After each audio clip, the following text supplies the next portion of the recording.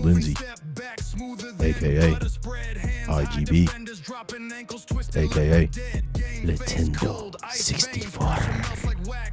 Not 64, 64. Aka the Miracle Man. Bio. This man is a legend. He'll cross you on the court, crisscross applesauce. And after he drops you, he'll freestyle and drop a diss track about you while you're still falling. Whether he's driving to the paint, clutching up late in the game. All this man gets is buckets. Call him the miracle plan. When the clock ticking low, they scream miracle man. Cross him up, break the floor, leave them stuck where they stand. This guy right here. His name is Hunter, aka Hunt, or Be Hunted, aka the Headhunter. Bio, he might sell cars, but he's got the drive to take any conversation to the next level. He throws gas on the fire and delivers one mean handshake. This man doesn't tire, but he keeps it rolling. But let's pump the brakes real quick. One more thing. Some may not understand, but 2 words that I can say would be Indy Hartwell. ...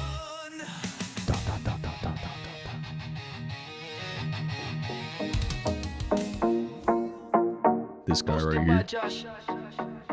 This is Joshua. Not J-O-S, J-O-S-H-U-A. J-A-S-H-U-A. Bio. Ooh la la la.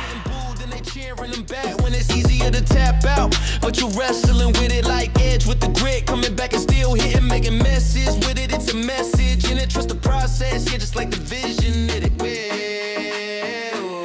What's up, everybody? Welcome to another episode with Wrestling with Progression. I know you guys like that little shimmy at the end and that little president wave, yeah. But on a serious note, welcome. Like and subscribe. Click that nice juicy button. I know you see it right there, so click that thing. Yeah. But anyway, let's get on to the subjects. So let's talk about the aftermath of Night of Champions. Nintendo.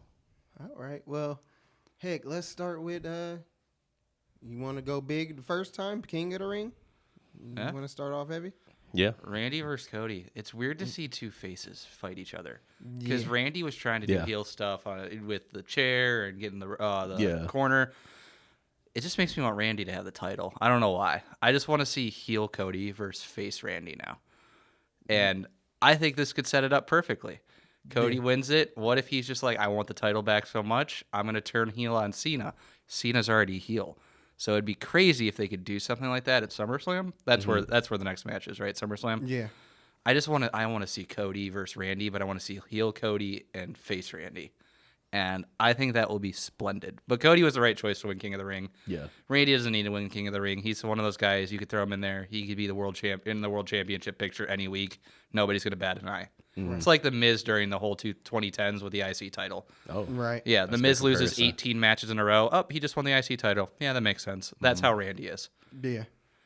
Heck, I'd say, first of all, the match end of itself, I loved it. And then after that, Cody gets the dub. He goes to SummerSlam. He faces John Cena. I'm so curious to see what route they go because obviously Cody makes sense for him to get the title back, but you just don't know because at this point, anybody could interfere. Mm-hmm. Heck, you can have a fan come out the crowd with a hoodie on. Next thing you know, it's another Samoan that has nothing to do with the story mode or storyline, I should say. Story mode. Yeah, I'm cooked, by the way. The fourth, bear with me.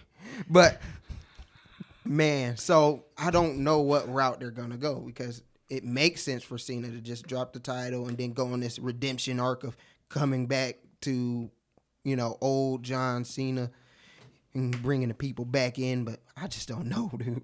I don't. What about you? My fault, guys. I spilled some yeet on me. I yeeted on myself. Oh, no. He's contaminated. Well, anyway, we'll carry on. Oh. Yeah, we're carrying on with you, fool. Oh, dang.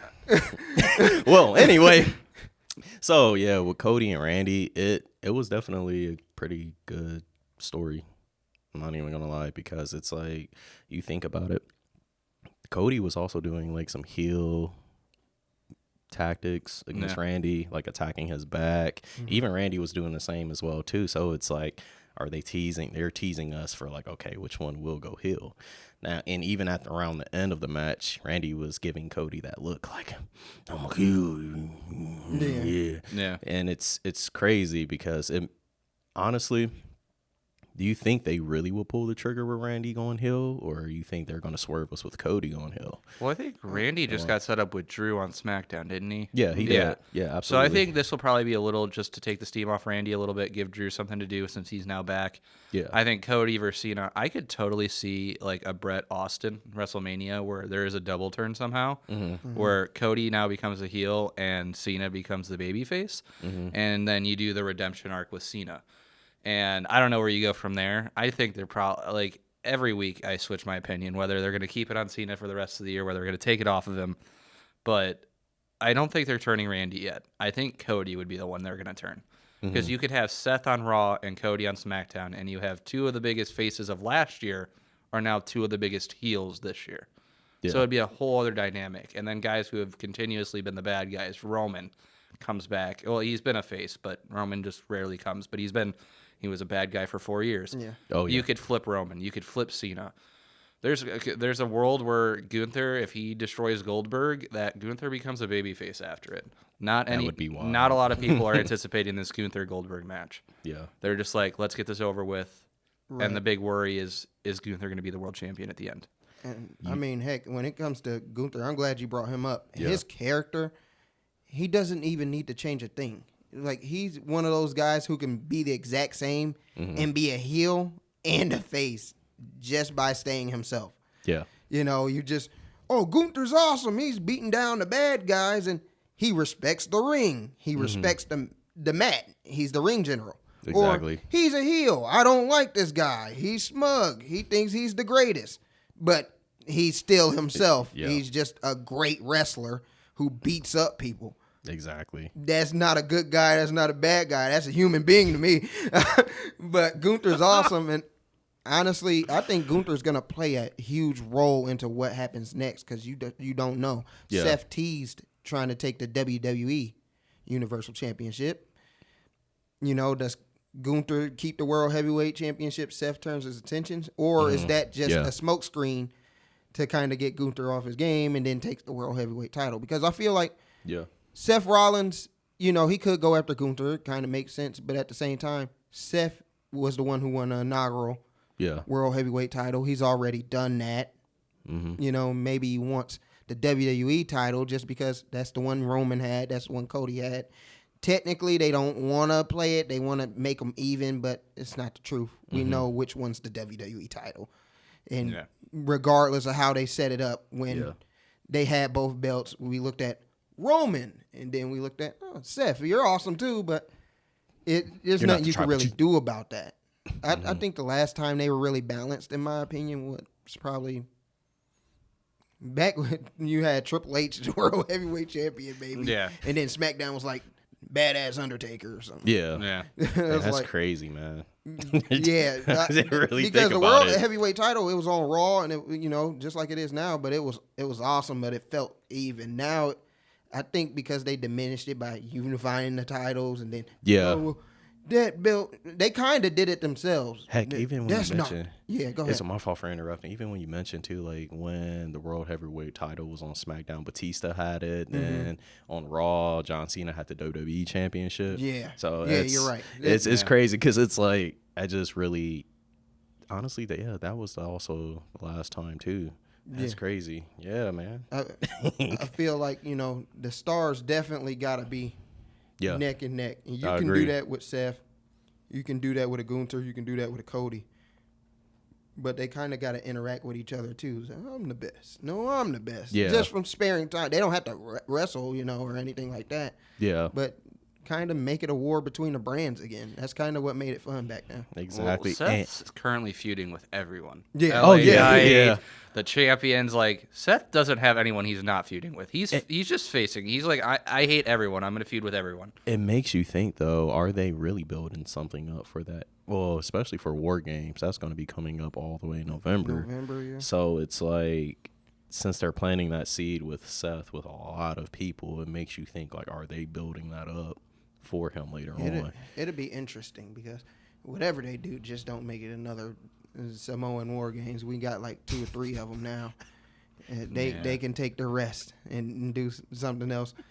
Get like Seth and his group, and then, you know, he'll find 2 people that, you know, they'll make alliances, and then next thing you know, whoever is the face team, maybe it's John Cena getting his act together and, you know, teaming up with some people that still didn't give up on him. Like maybe R-Truth, except he's driving now. Yeah. And he's going to choose to trust John Cena one last time. Who knows? Maybe John Cena's just, I need people who's off the hinges. A couple of crazy people. That's how you bring them in. Who knows? But that's crazy. And it's like, you see they're teasing Cena's turn back into a face too, slowly. So it makes you think, like, just as we were talking about earlier too, it makes you think, will Seth actually cash in his money in the bank at SummerSlam, like, against Cody? So, or you think they would do that, then Cena would be like, you know what? I realized something. I turned my back. This title really made me become something that I'm usually not. So it makes you think, like, will that actually happen? Yeah. And there's a lot of just questions. It's a weird, like, I don't know what's happening next. yeah. Next week, for all I know, it's going to be John Cena versus, you know, Omos. Like, who knows what's about to happen? Like, Cena's opponents are just popping out of right field. Like, it was good to have Punk. It was good to have Orton. Now it's good to have Cody have the rematch. But if he beats Cody, that just kind of puts a nail in Cody for a bit, because you just lost twice to Cena. Yeah. So is it going to be you lose to Cena again, and now Cody's going to be the last opponent you face? Or that's a good question. Yeah. It's like, if he wins, then does Cena... the world where Cena wins, does Cody now become the bad guy? And Cena switch? That's where the big question mark is. SummerSlam will be a very pivotal moment. Oh, yeah. Especially it's 2 nights, too. So it makes you think something drastic is going to happen. And, you know, I'm curious because of how big SummerSlam is now. Yeah. We all know Roman just takes his time off. How does he play into whatever's next? Because, I mean, he is Roman Reigns. He doesn't need to be in the WWE title picture, but he is Roman Reigns. He can be in the WWE title picture. Or is he trying to, you know, figure out this family stuff? You know, you got Fatu, Jimmy, they split, Jay Solo. The family's fractured. And then you got Solo out here. He was bringing some family together, and then JC Mateo just comes out and is like, well, I'm kind of family. That's not family. So we don't know what's going on with that. What does he prioritize? Rebuilding his family or becoming the head of the company again? He has a decision to make. But I would think Roman would pop up on SummerSlam. Yeah. It's too big of an event to just ignore. Oh, yeah. Just where? You know, we don't know.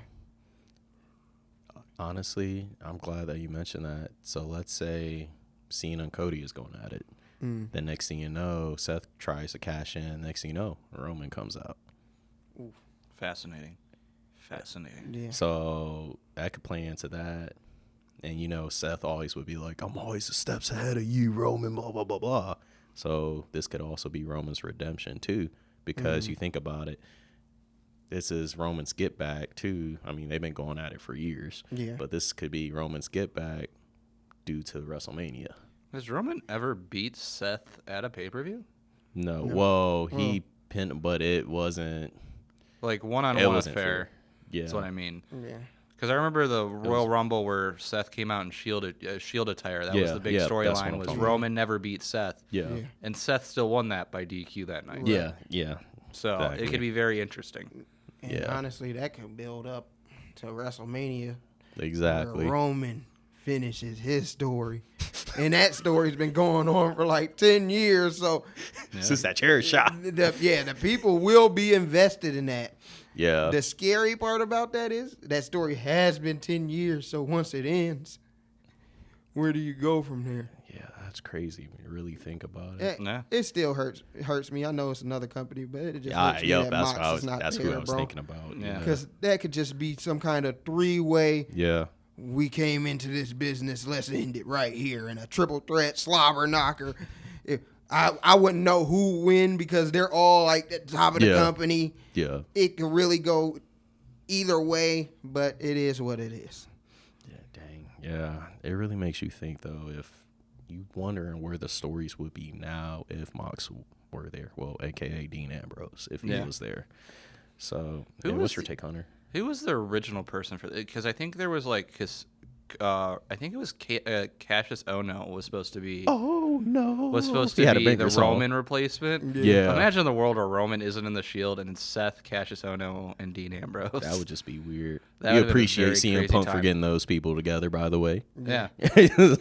Well, I think the rumor was like Punk was like, yeah, I want like my own barricade team, and they wanted to do like Randy Orton, Big Show, and Kane or something, or some form of those people. Random, And then they were like, well, why don't we go down to NXT? And he wanted like Cassius Ohno, Seth, and Dean Ambrose. And then he was like, they're like, yeah, we don't like Cassius Ohno. Here's Roman Reigns instead. So it's very interesting. I don't know. I love Ambrose was my favorite Shield member just because he was crazy. He was off the walls. The lunatic fringe. I hated his U.S. title reign. That's the only thing I could say negatively about the guy.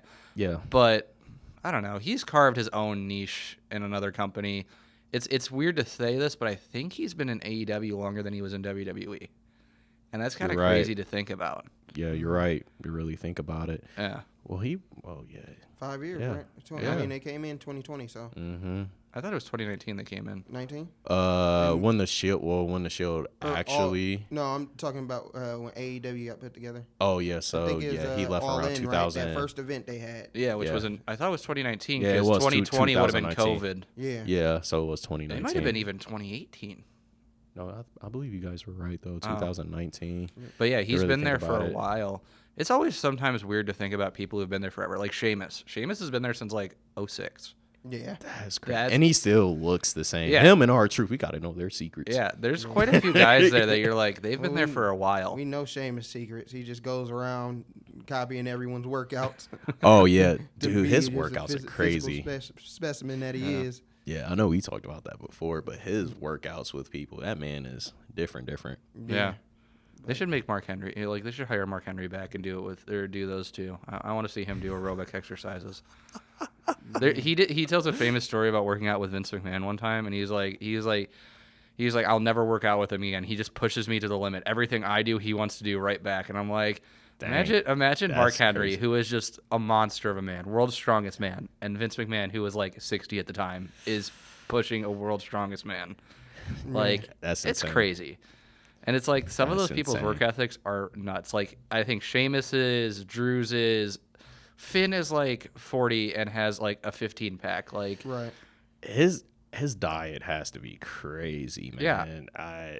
That's insane. It might be like a low-key thing, but I can't wait until Jacob Henry. Oh, yeah. Mark Henry's son. Yeah. Bro, I mean, he's that dude is strong. a freaking nature. There's a couple. Scott Steiner's son. I think he just finished with football or something, and he was looking to join because he's with the NIL deal. Yeah. And then Evander Holyfield's sons in WWE. And heck, I even remember y'all were just talking about Goldberg. His son, I believe, he wants to wrestle too. So he's at Colorado, wasn't he? Yeah. And I saw he talked about it. I saw some clips of Undertaker's daughter in the ring doing like a 450 splash. That's why. Man, what? Yeah, she was. Yeah. Man, this generation, they Michelle crazy. McCool, you know. Yeah. She'll get it right. Just imagine Undertaker doing a 450 off the top rope, and now he has his daughter doing it. It's crazy. Man, think about it. Michelle's pretty tall. He's pretty tall. She's probably going to be a good. Oh, she's. I think they said in the video she was like 14, and she was pretty tall in that video. Yeah. Like, she wasn't small at all. She's definitely Michelle McCool's build. I see a lot of big boots in her future. That's crazy. And then isn't Josh Briggs somebody's son too? I didn't know Josh Briggs is. I thought it was Josh Briggs. It's one of the big guys down in NXT. Maybe it's Bull Buchanan's son or something. There's a couple second generation, third generation people that are in NXT you don't realize, like William Regal's son's down there. Yeah. So like it's kind of crazy to see like this next generation because Charles Dempsey. Yep. Charles Dempsey. Charlie Dempsey. Right. He is William Regal 2.0. Yeah. Like he is his son. Just like him too. Like Cowboy Bob Orton to Randy Orton are two different people completely. Randy's the smooth killer, and Cowboy Bob Orton was the chicken shit who just wanted to leave and run away and had a cast on.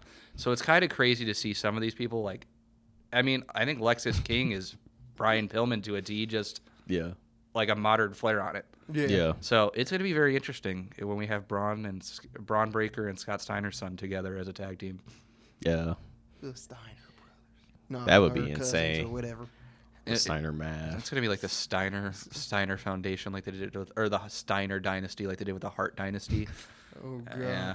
Man, that's gonna be a rude awakening. And speaking of NXT though, so how do you guys feel about Javon Evans? He's bouncy. He's very bouncy. Very bouncy. The thing is, I cannot wait for him to get called up to the main roster too, but it's so overcrowded now. It makes you think like, what are they gonna do with him, or when is he gonna win a title? I can wait because I feel like when he's on my TV screen on NXT, he's appreciated, and I would hate for him to. Javon Evans, you guys need to know about this guy on SmackDown or Raw, and then like he's just performing his butt off, and you got that one guy in the crowd, yay, and like nobody just appreciate, even though we know. They don't know. They're just like, who is this high-flying guy? We got a bunch of luchadors already. We don't need this guy on our television for no reason. They actually got a chance to see. I'm sorry to interrupt. Oh no, they got a chance to see him a little bit during SmackDown too. In the tag team, and his pop was okay, but I know they're still trying to get because you see these people on NXT. Perfect example, in my opinion, is like Trick Williams. Yeah. And it's like it makes me the nervous. stands explodes. Whoop that Trick. Everyone's behind it. He's behind it. And then like he popped up on SmackDown at one time. I think it was to help Mello real quick. Yep. And you whoop that Trick. Yeah. It's like that one or two fans that do know, and then everyone else is just kind of casual. You're not Stone Cold Steve Austin. What is this?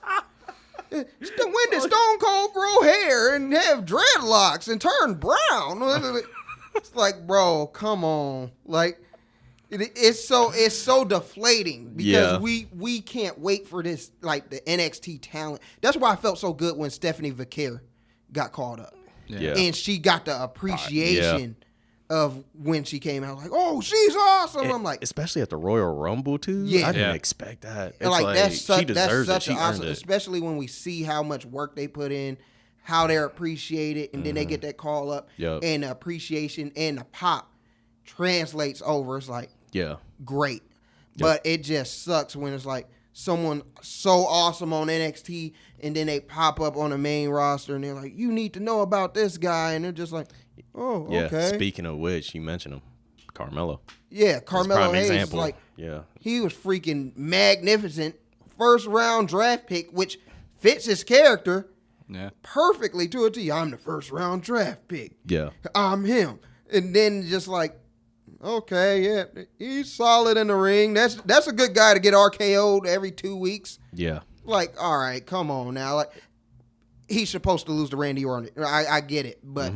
Find him something to where, like, I'm not even gonna lie, that out of 7 series with Andrade, I loved it. Yeah, that was a great series. Freaking match was awesome. I agree, and it was going both ways. Yeah, and then it's just like, heck, if you want to even give that to him as his niche, like oh, Melo's the basketball type Game 7 wrestler type of deal where he's having series. Yeah, that's a great idea with people he's feuding with. Yeah. Like, okay, you got me last week. I had a bad night.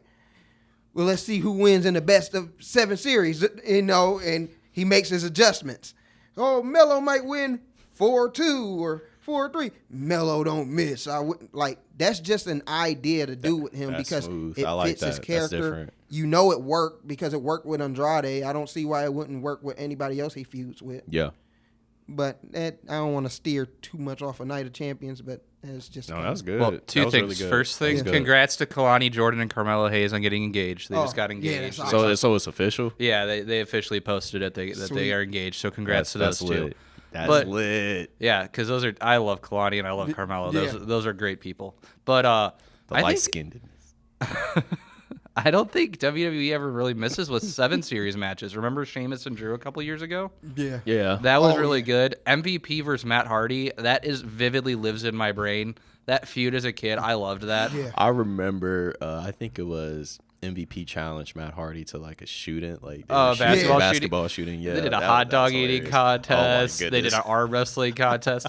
Like, those weren't even matches, but they were so good. And that, like, I think Carmelo was an extension of the MVP character because that's what Yeah. MVP's Yeah. idea with it was Yeah. oh, I could beat you in whatever it is, 2-7, I'll beat you in it. Yeah. And they just went off the walls with it. But anytime they do those, like, best of 7 series, Yeah. it's like, I think people, it's technically still a feud because how many times did Solo and Cody face? They Yeah. probably had 7 matches. Yeah. Cody may have won all 7, but they probably had 7 matches. Yeah. That just It's, reminds me on my fault for it's where they everything, put it in but- that format and they make it go like, oh, he could take that 2-3-1 advantage, and then Yeah. then the coming back, like us as Cleveland fans, like everyone knows the Yeah. Cavs 3-1 comeback. Exactly. I could resonate when somebody's coming back from that 3-1. So it's like, I like I that. think anytime you do that, but I definitely like your idea with Carmelo. Throw Carmelo in there with like, even if it's like he's feuding with Fraxium and he's like, this match I'm gonna face Frazier, this match I'm gonna face Axiom. Like that would even be cool. Like That the would be Carmelo lit. 7 series Yeah. would be awesome, and it gives him the option he could feud with multiple people at the same time, kind of like with Rusev with Gunther or not Gunther, Otis Oh. and Akira. Where it's like 1 week he's facing them, the other week he's facing them. And So, and Sheamus. and not only that, that gives him his own special thing Yeah. to make him pop out. Yeah. Compared to just like Undertaker synonymous with casket matches and buried alive matches. Not saying he's Undertaker, but my point being, when you have those type of characters that are special, It makes them stand out. it makes them makes them stand out. Yep, I And agree. when you have someone like that he has let's be honest, he has a basketball character. Yeah. I'm him. I don't miss this, that, and the other. It literally translates into best of 7 series. You just got to put him in a ring and with someone that oh, he might win, he might lose. That way you can keep it interesting. If Yep. he has a best of 7 series with Cody Rhodes, it's going to be 4-0, and that's not really interesting. Just imagine if he sweeps somebody Yeah. 4-0. Yeah. He could really, yeah, Yeah, exactly. think about it. That could be a big thing. And what if he does like little tactics to cheat to get that 4-0? Yeah. Like, Yeah. you know how, I mean, obviously this is a wrestling podcast, but the Kings and Lakers from the early 2000s, everyone's like, oh, the Lakers paid them off. They had like 26 free throws in the fourth quarter. Right. What if it's, Carmelo That's paid off the smart. referee to win this match, and this match he won by like disqualification for something like they were wrestling outside the ring, and then Carmelo pushes him and then jumps in the ring and 10 hits. Like, Yeah. Yeah. stuff like that. is- That could bring so much to Carmelo's character. And, like, I think this is a good point to bring up. Carmelo needs to be showcased more. Yeah. Yeah. I worry he's suffering from Gargano and Ciampa syndrome. Gargano and Ciampa ran NXT for many, many years. Yeah. Then they get called into the main roster, and nothing really happens with them. Yep.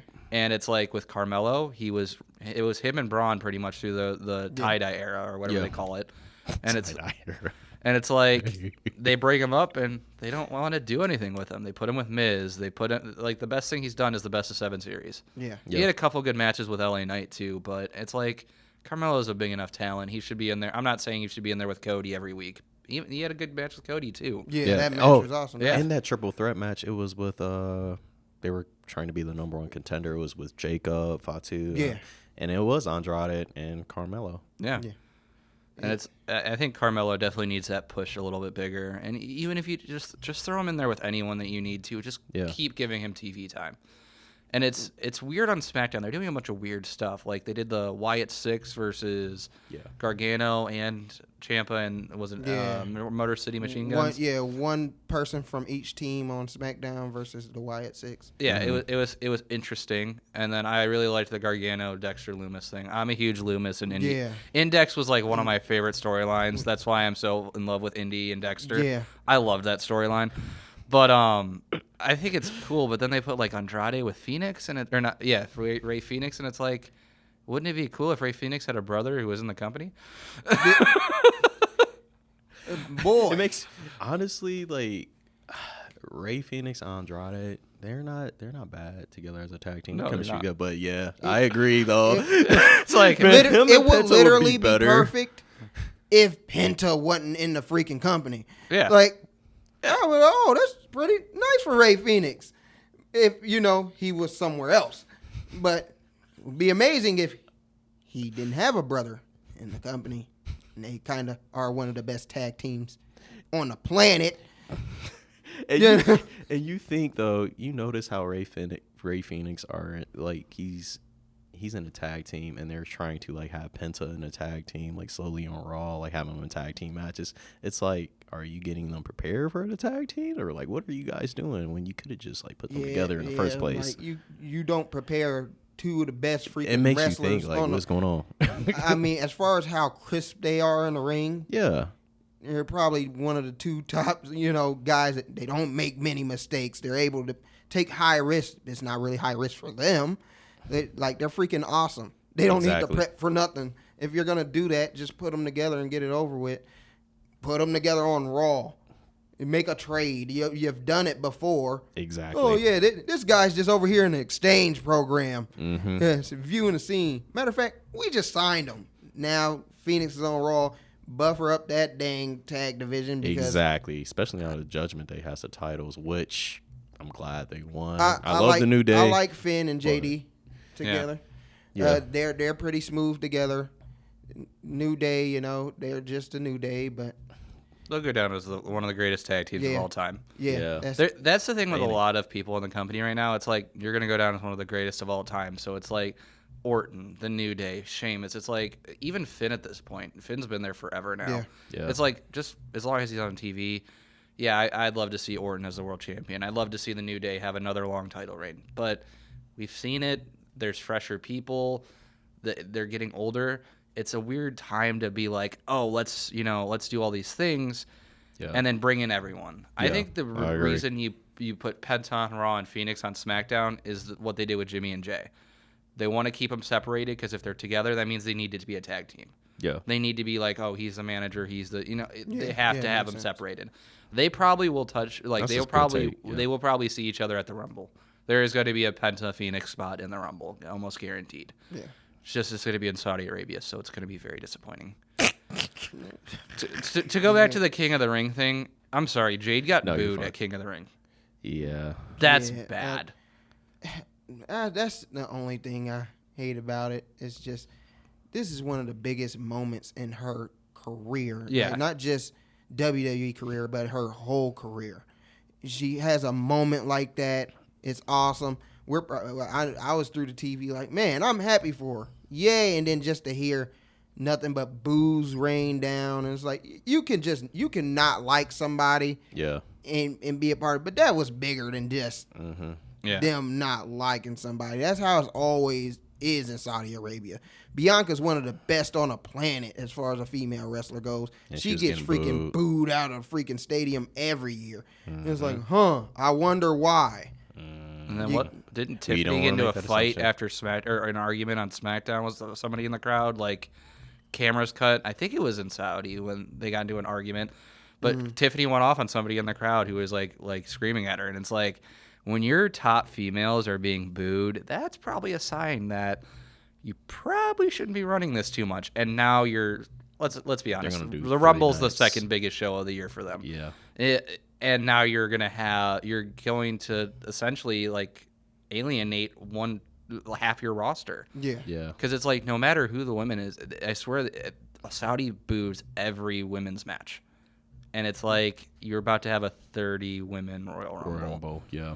And the women does not get appreciated. No, they don't. And I get it; it's a culture thing, and I'm not trying to like make this political or anything. But it's like it's really disappointing when like Jade should have had her moment. That was a big moment for Jade. I agree. That means she's going to SummerSlam and fighting for the title. That is a huge moment. She is definitely improved in the ring. Like I remember, the Rumble, her debut Rumble was great, but I think it was a Mania or whatever match she had next. She was really rough a little bit. I say really rough a little bit. That was counterintuitive, but she was rough in that match, and I'm like, oh, this isn't what I thought Jade was gonna be like. Right. And she's definitely improved. And then they put her in there with Asuka, and Asuka makes everyone look like $1 million. Yeah. Asuka, I will say her praise till the end of days. She was the MVP during the COVID era for me. She has great matches with everyone. I love Asuka, man. And Jade and Asuka had a great match, and I don't think it got appreciated by the audience. Yeah. And I think sometimes that's what the downside is to some of these audiences, is some matches and moments don't live up to what they need to. Like Dom at Mania. That crowd made that moment. Exactly. Where he could just run back into the ring. And do that. It's just, it kind of sucks because, like you mentioned, 30 women, Royal Rumble. I mean, it could be AJ Lee just pops out of nowhere. Boo! Yeah. Boo! My heart would break. Yeah.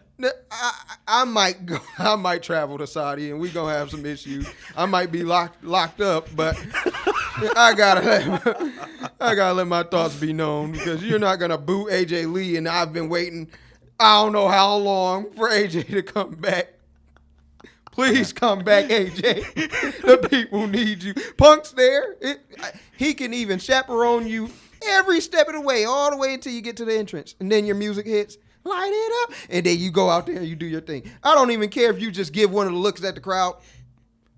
I missed this. And she's out the ring. I'm going to be like, AJ came back. Yeah. That's all people need. But, yeah, don't do it there, because she'll get booed, and then I'll probably blow a gasket. Yeah. We don't need that. I always feel bad for AJ. So I went to WrestleMania 30. I was in the cheap seats. That's Daniel Bryan wins it, everything. So how they structure the show is they have Undertaker and Brock Lesnar. Mm-hmm. Brock beats Undertaker. So the whole crowd falls apart. You could hear a pin drop, and there was a bazillion people in that. Then they put AJ Lee's title match against 20 other women in that, and she wins it, beats all these women, and nobody popped because the crowd was so disappointed in Undertaker and Brock's match. Yeah. Then they go into the main event, and it's Daniel Bryan winning it all. So I always felt so bad for her, because she's between two very important matches in WrestleMania history. Right. And she did not get the love and respect she deserved. And then the next night she lost to Paige. Yeah. Man, that was just so crazy, too. And it's I always feel bad for AJ in that case, because she was at one point the only reason to watch women's wrestling in WWE. And I'm sorry to say that, but let's be honest. It's Nikki Bella, it's Alicia Fox, it's Eve Torres. Yeah.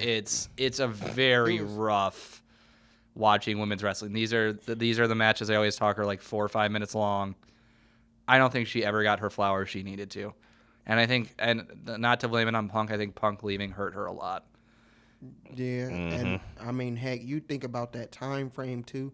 That's literally the launch of the Total Divas era. Yeah. So it's I agree. all these girls, reality shows, bikinis, this, that, and the other, and then you just got your champion. I'm not with that. I'm not with the cameras. I'm just better than all of you. With the Chuck Taylors. On the mic, with my Chuck. You can't lace up my Chucks. Man, honestly, she was kind of female Punk. She was telling them how it was. You people can't lace up my Chucks. I'm better than you in the ring. I'm better than you guys on the mic. And I'm not made out of plastic. I was loving everything she was saying, bro. She was on a roll. But honestly, around that time, it was just her. Yeah. Because honestly, Paige was the first call up, wasn't she? Yeah, she was the first. It was her and Emma. Those were the two first women's. Dude, I forgot about Emma. So about time Paige got there, you're like, oh, okay, she can do her thing in a ring, and that was the beginning phase. I don't even think there was no Becky, no Sasha, no Bailey. Yeah, no, because they all come up with PCB. Yeah, and then Riot Squad. Sasha's with. No, it was Alicia Fox, Brie Bella, and Nikki Bella, Charlotte, Paige, and Becky, and then Tamina, Naomi, and Sasha. Oh, I remember that. Ruby, the Riot Squad, and then the other later, one. I believe. They came. Paige gets hurt, remember, and then she's gone for a while, and then Paige randomly interrupts a women's match. Yeah. And then brings out Mandy and Sonya, and that was her group. Yeah. And then it was on SmackDown was Liv, Sarah Logan, and Ruby Riott. Yep. Right. And that was a year later. But they come up, and in between there, the people that get brought up are Summer Rae gets brought up, and I love Summer Rae. She is hilarious. She's super cool. She should have just stayed Fandango's valet. Right. They bring up her. those are really like the big ones that they bring up, because all the other women that get brought up are like Lana, but she's getting brought up with Rusev. And it's not till years later that they get put into that. And I think it's when Asuka debuts and like Asuka goes on her winning streak. That's when they brought all the 4 horsewomen up, except for Bayley. Bayley gets brought up super late. Yeah, she was still in NXT. I know Bayley was hurt a few times on NXT too. Yeah, I wonder if that probably halted her a little bit. Yeah, so it makes you think. Bayley's becoming the new it girl on the social media. By the way, every time I was talking about this earlier, so I have a Twitter account that I just have solely just for wrestling info. And it's like every time I go on there, everyone is like, Bayley needs to push. Bayley needs to push. It's Bayley time, which is like what was happening with Liv at the last year and Rhea before that. Yeah. So I'm anticipating Bayley is going to be in for a really, really good couple months. Hopefully. I think she deserves it. Yeah. So, but yeah. Hey, by the way, Chad Gable is not Grande Americano. You know that, right? He's hurt right now, and Grande Americano was on Raw. I don't know if you knew that. It's Ludwig now. You didn't Ludwig see it? took over. No, that's Grande Americano. No, Ludwig took over for Chad. No. Ludwig is currently in vacation with Tiffany. I saw them doing like some kind of gymnastics on the beach. Who else is built like that? Brock Lesnar. I'm just saying, 1 week he's Gable, the next week he's Kaiser. Sounds like you're throwing in a lot of names. Yeah, next week is going to be Montez Ford. Yeah, because obviously they have the same build, right? Yeah. Maybe his tan is a little darker than you like. Yeah. Is it Taz? He has the athleticism, Josh. Yeah. Yeah. Who's it gonna be next? Who are you gonna blame on it next? That's gonna be Jamie Noble. Is that what you're gonna tell me? I'd be down for that, actually. Jamie Noble is fantastic, actually. Fit Finley? Is that what you're going to tell me? One of these days, you'll admit it's gonna be that El Grande Americano is El Grande Americano. Hey, he's his own guy. One of the most legendary luchadors to ever face the earth. Yeah. I mean, just think about it. He's here doing what he does. And where's Rey Mysterio? Yeah. He's not better than Sin Cara? No, he's very... Wait, which version of Sin Cara? Yeah. The first Sin Cara was terrible. Hunico. A Hunico? Yeah. Yeah, Grande Americano is still better than Hunico. He's the greatest luchador of all time. Did you see the promo when El Grande first came in? They went over his accomplishments. Mm-hmm. The newspapers. I seen it. Yeah, how would it... He's not better than the Mexicools. That's a good argument. I actually really love I really like the Mexicools. They came out on a tractor. I can't slander. I remember there was a wrestling game, and I always played as them just because they came out on a lawnmower. I thought it was the coolest thing as a kid. I loved them. Man. But he's still the greatest luchador of all time. Gable was in like the Olympics and with American Alpha. How could Grande Americana have those accomplishments if Gable was Grande Americana? Ludwig was over in being Marcel. Was it Marcel Barteau? Barteau. I don't remember what it is. He was over there in ICW with Ring was it Ringkampf? I don't remember what their indie name was, but essentially what became Imperium. He was over there. So how could those two be Grande Americano? Alex Wolf. It was Alexander Wolf, Fabian Eichner, Walter, and I want to say it was Marcel Barteau or something like that. Wait, wasn't what's his name? Gosh darn it. Killian Dane wasn't with him. It was the Da Vinci, was it? Yeah, that's Fabian. That's Fabian. That was his different. Yeah, Fabian Eichner was his. Yeah, that's true. I used to watch It was the fourth person. I used to watch the UK wrestling scene very, very heavy, so I know that time frame very, very well.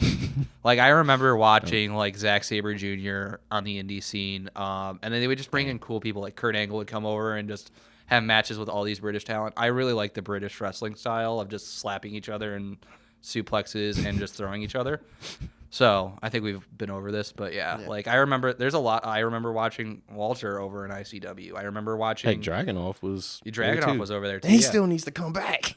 I think he had an injury setback. Yeah, I think he said he was supposed to come back after one of the pay-per-views, but he had an injury setback, so he's going to be gone for a little bit longer. Oh my goodness, man, that makes me nervous. Yeah. mean, heck, what if I pivot to my main man? 4 letters, 1 word. Stop. Man, Solo Sikoa. The family gets bigger. How many Usos and Tongas and Fatus are we gonna have? At this point, like we're about to have a whole Evolution is gonna be great, but then we're just gonna have a whole Bloodline pay-per-view. You gotta think 1 Tongan, 1 Fatu accounts for about 4 to 5 children each. Yeah, Roman has like 6. I think Jacob has 7. Rikishi has 7. So and heck, you still got Zilla sitting there saying, "Give me a phone call, cuz they out here jumping you." And now you got him out there with the face tats looking like he mean business. I can't wait. And he has the Super Samoan spike. Oh man. Honestly, you think Jacob is going to recruit Zilla later on too? I think he's about to go get Tama Tonga. It's going to be Tama Tonga, Jay, and Jacob versus Solo. Whatever. What is it again? Tala Tonga and JC Mateo. And the OG Tonga Loa. That does make sense though, because I mean Tama, before he went away, got injured, whatever. Yeah. You got to think he was in the trenches with Jacob Fatu during that time. Yeah, so you built that relationship up, and now y'all turn on him or do whatever. It's kind of like, I don't agree with this. And Tongaloa wasn't there during that. He was injured. Yeah, that is true. So you still have your loyalty to Solo. Obviously, Tala Tonga is 7 foot. I will just go ahead and handle the dirty business or whatever. And then JC Mateo is just JC Mateo. He's Haku's son, isn't he? Who, Tala? Yeah. I think no. Well, I know Tongaloa is. Yeah, Tama. Goodness gracious. Tongaloa, Tama Tonga, and Tala Tonga. They're all they're not. Well, they're all brothers, but I forgot one of them. One of them's they're all. It's crazy. They still look alike Tama too. Is. Yeah. Okay. Tonga looked just like his dad. So. Yeah, because they're all Haku's kids, but he's got like 6, and I think he adopted 3 and has 3 of his own. But we're all missing the most important bloodline member of all of them. It's not The Rock. It's not Roman. It's Tamina Snuka. She's still under contract, and I haven't seen her in a while. Man, I don't even care if she just like pops up as a manager at this point. Yeah, you know what? She's winning the Royal Rumble 2026. I lock it in. That's my guess. Nobody's meaner than Tamina. Yeah, get on the Tamina train. I honestly wish WWE capitalized on her like years ago. I think there was one time the fans were really, really behind her. It's all because of her dad. It's all because of the stuff with her dad. That's why they had to stop it. But Tamina and Naomi, I always liked those two together. Bring her in there. Naomi's first heel run, she was with Tamina. Yeah, Tamina could just be the muscle, like a Raquel to Liv type thing, and just Tamina doesn't need to win matches. I don't think anybody would expect her to win matches. Throw her in there and just let her be cannon fodder to somebody. I mean, Tamina's always been good in the ring. I remember when she debuted with the Usos. Like that's how long she has been with the company. Yeah. She debuted with the Usos. Yeah, that is crazy. I remember like, who are these guys? Yeah. They did double splashes and the Tamina the splash, and I was like, oh. Man. That was cool. Man, that was really a while ago. Think how lucky we were because they attacked the Hart Dynasty. We're getting back to the Hart Dynasty of David Hart Smith and Tyson Kidd and Natalia. Dude, I actually enjoyed watching Tyson Kidd in the ring. He was very underrated, but it is very. Too bad a Samoan took him out. It was Samoa Joe. But.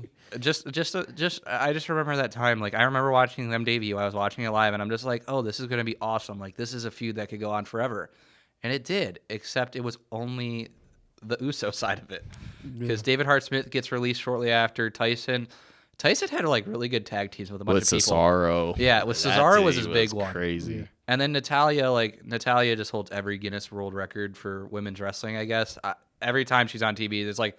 Oh, she holds this Guinness Book of World Record. Oh, she holds this Guinness Book of World Record. She just randomly pops up out of nowhere. Just literally like the longest tenured women's wrestler probably in the history of WWE at this point, except for Mae Young, which I don't know if we count that. She was on and off. Her and Moolah were both on and off. Yeah. But it's actually Natalia actually had a good. Was it GCW over WrestleMania weekend. Everyone said her match was really, really good, and she was like in all black. Apparently, it was a really good match. I didn't see it, but I'll have to go and find it or something. Yeah, honestly, we definitely need to give Natalia her flowers because honestly, we don't recognize the on screen, but on the off screen, we definitely know she helps a lot of the wrestlers. Like training in her hard dungeon. Even when it's like she takes the group photos. Yeah. And you're like, man, she trained A, B, C, D. Like, yeah, exactly. Man. And you know, she pretty much runs the Hart Dynasty at this point. I think because she's like one of the most mobile Harts left. You know, everyone's older now. So she's kind of taking that over and taking that responsibility. And it's like, dude, you train in a Hart dungeon. That's still an accomplishment. Yeah, and it's not just like you just going to some random wrestling school. Like, if it wasn't for the Performance Center, that's like some might even view that higher than the Performance Center, if we're being honest. But those two are kind of the two neck and necks of where you want to train if that's what you want to do. Mm-hmm. Yeah, I think Natalia's put herself on the Mount Rushmore of the Hart family. Yeah, it's like Brett, Natalia, Owen. And then Stu, because Stu had like all the kids and was really big up there. But Natalia's on that Mount Rushmore now, I think. She's been with the company for probably 20 years now.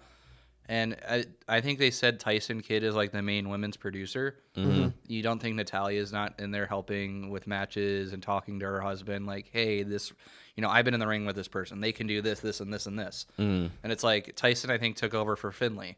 Yeah. And I think at the end of the day, Natalia is going to go down as one of the greatest. Yeah. But I still really think Tamina's winning the 2026 Royal Rumble. Tamina versus Naomi, WrestleMania 40. Is it 42, 43? What Mania are we coming up to? This would be 42. 42. Yeah. All right. I had to think. I was like, well, Cody won 40. Then last year, this past year, 41. But getting back to King of the Ring, you know what match was really underrated that I when I watched back again, I really enjoyed? Which one was and that? Of course, it's because Rhea's in it. But Rhea versus Raquel was actually a really good match. Yeah, that was good. It's always weird when you see like the bigger, like I never thought Kane and Undertaker necessarily had a great match. They just had great moments. And shout out to the ref, by the way. Oh, within the Rhea and Raquel match, shout out to him. he made sure the table was steady a little bit. So I was like, but Raquel and Rhea have really good chemistry. And you don't really get that for the bigger wrestlers usually. They do. And I think I'm fine with them feuding. I think Rhea's going after Io now. Yeah. Yeah. Everyone's hating on Rhea. Please stop hating on Rhea. Rhea's the best. I love Rhea. Everyone's all mad that she's going in the title picture again. I'm like, you could tell she's a sweetheart. Well, off camera too. People at this point gonna be mad at anything at this point. Wrestling fans are fickle. Daniel Bryan, back when he had the wood belt, was absolutely right. People are fickle. It's so crazy to think about it because all these wrestlers have the same arc where they're just like, I see you people for what you really are. I mean, Daniel Bryan's been through it, and you people are fickle. CM Punk has been through it, and then it just took 25 years, but John Cena was like, hey, they're right. You people do suck. I gave you my life. And all you do is still boo me and tell me I can't wrestle and suck. You know what? I'm going to just do what I want to do. Hey, look over there. Belt shot. Bing. Champ. Man, like, John Cena is literally, I know some people might not know about anime, but he's like the Hercule now of WWE. It's just like, here, Game Boy. Boom. I win. Like, that John Cena's really like an old guy now. It's just every cheat trick in the book is just like, hey, ref, distraction. Take the turnbuckle off.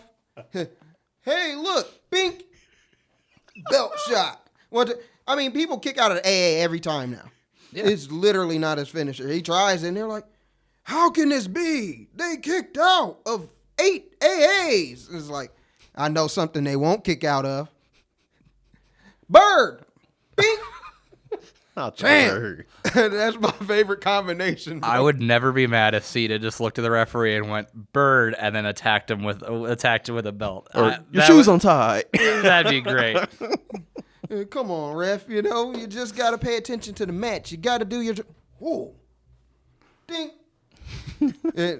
I mean, heck, if he loses the title, it's going to be because it fails.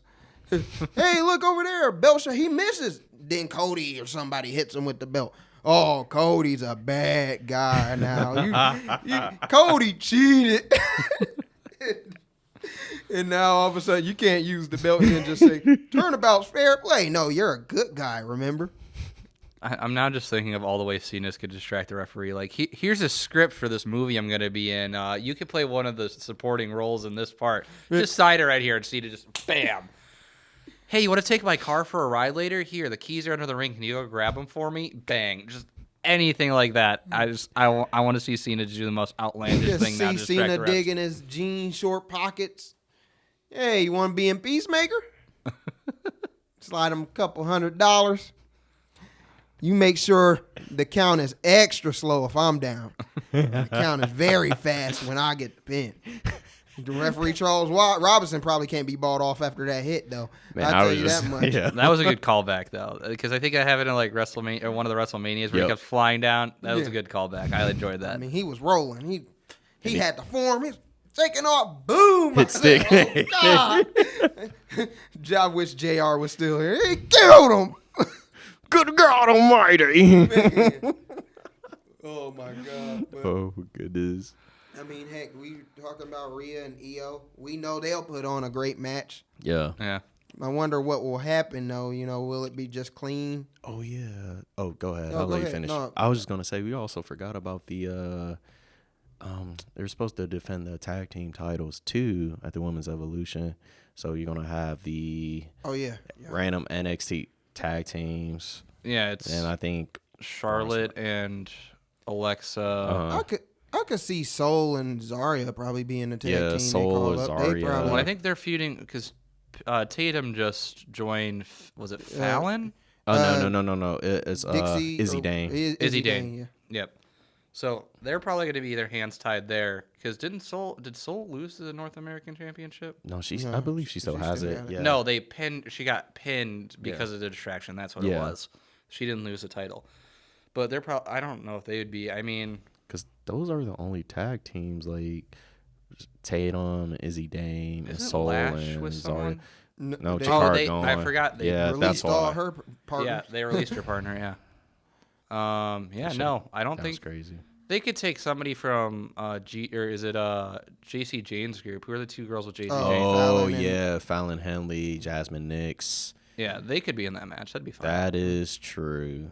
I forgot about them. Because didn't they say the NXT title would be defended at Evolution? Yeah. Yeah, it's. Oh, did they? Yep, you're right. Yeah, it's her versus. It's going to be JC Jane and Jordan Grace. Yeah, that's right. Okay. Yeah. Yeah. And then Blake Monroe will more than likely probably be somewhere on that card too. So. Oh yeah. There's gonna be a couple NXT girls who will be there. Dang. I just feel bad for Liv because it seemed like they were pushing for her versus Nikki.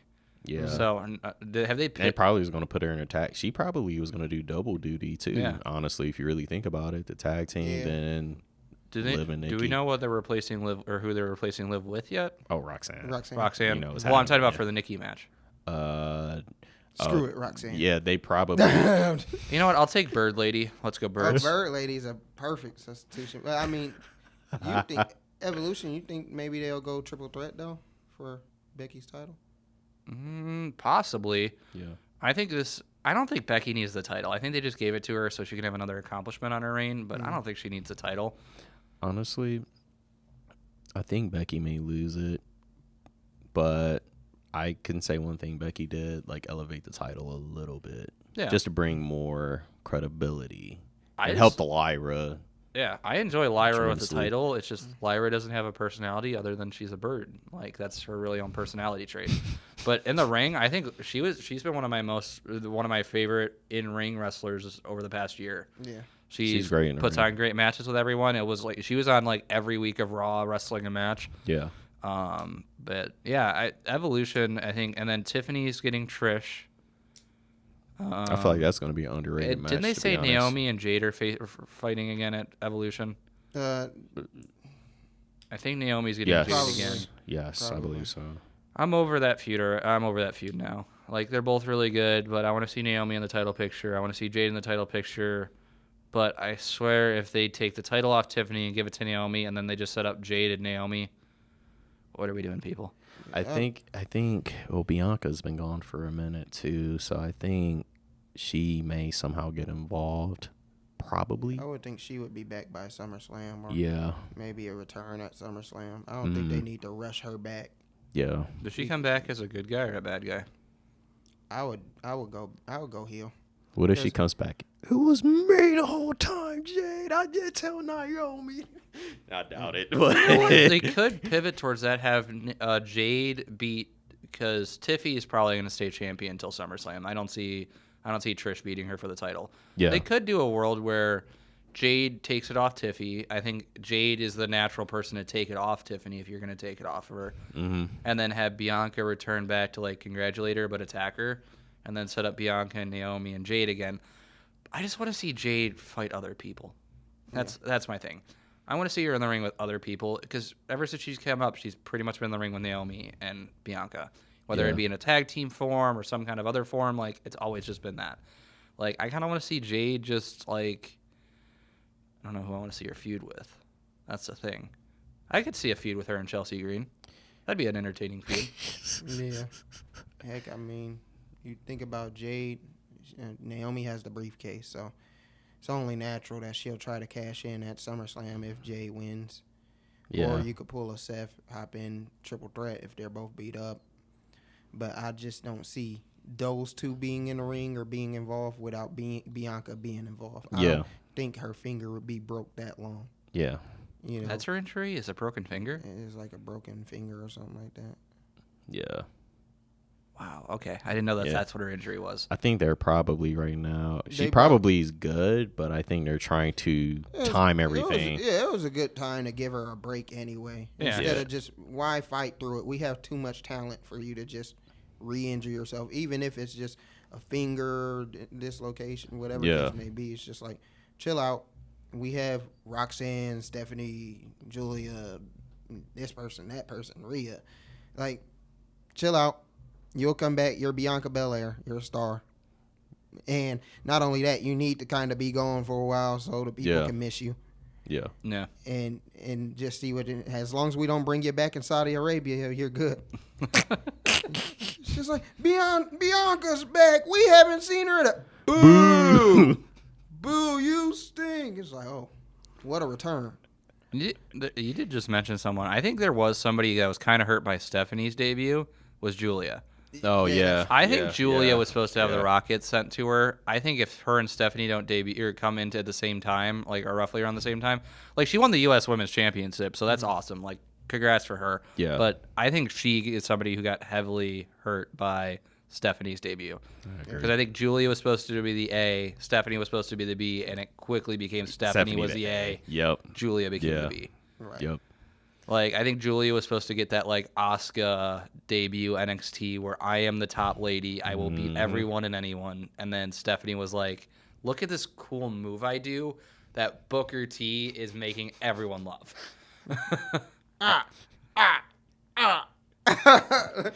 Like, dude. I'll take a sip of the yeet juice, too. While we still don't know what's inside the yeet juice, but maybe one day. Oh. There we go. I think you said it was kerosene. And kerosene, lighter fluid. Yeah. Oh, man. He just breathes fuel. Yeah, But yeah, Julia will probably get like either Selena or Chelsea or any amalgamation of those people in that feud at Evolution. We also forgot about Karrion and Sami at Night of Champions. Karrion finally got a pay-per-view again. Dude, I wanted to shed a tear. I was shocked because I remember Sammy said, I talked to Pierce.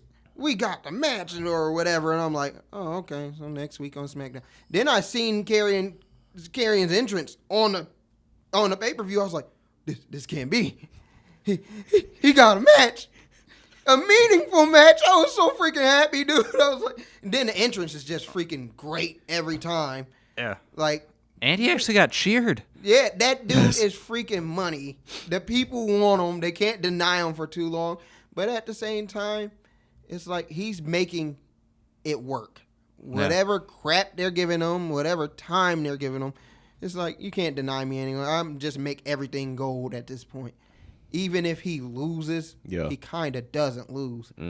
Because he, at the end of the day, Sammy kind of gets that bug in his ear to where, he turns out to be a bad guy. Karrion wins in the end. And the same with the New Day. He was so happy for the New Day when they got the titles. He's like, you listened to me, and now look at you guys. You're champions. That guy was on to something. It's like, dude. Didn't Karrion do that with Seth too? Wasn't he talking to Seth a little bit before he turned? Yeah. He was. I know he's been doing it with AJ, Sammy. I thought he had Seth too. So there is a world where Karrion is the best heel ever because he just turned a bunch of people. And I was just talking to him about this in the car, but I was like, if Karrion could be that guy in someone's ear, whether it's a good guy, it's just like, look, you need to think about yourself. Be yourself. And then they just turn heel and then use the Wyatt says like the opposite. We don't like the dastardly deeds you're doing, and then just beat down somebody until they turn face like, I see the errors in my ways. I'll listen to Uncle Howdy. It's like, you have a whole business of Karrion Kross. Hey, you're a bad guy, and then the Wyatt sends someone back. You are a good guy now. They're just trading people. But who knows, man? It's going to be interesting to see how Karrion plays out, though. Yeah. No, that's a good point, though. It's just, I don't know if you do the Wyatt 6 is turning people good. I think they tried, but Gable's a piece of crap. Yeah, they tried with Gable. Oh, Karrion got to Gable, didn't he? Wasn't he talking to Gable before he turned? I don't remember. Damn. I remember because Karrion's had such a stop go. Yeah. I think you're right. I think he actually had an encounter with him. I think once or twice when he was with Otis and Maxine and Tozawa. No, now that we're thinking about him and Karrion, remember he came back face to face with Roman freaking Reigns. Took an hourglass, turned it upside down, and dipped. You don't just go face to face with the top of the company just to wither away. That's freaking unbelievable that happened. But it is what it is. He planted that seed. He was letting them know eventually the bloodline would. Pause. I'm about to go into a coughing fit.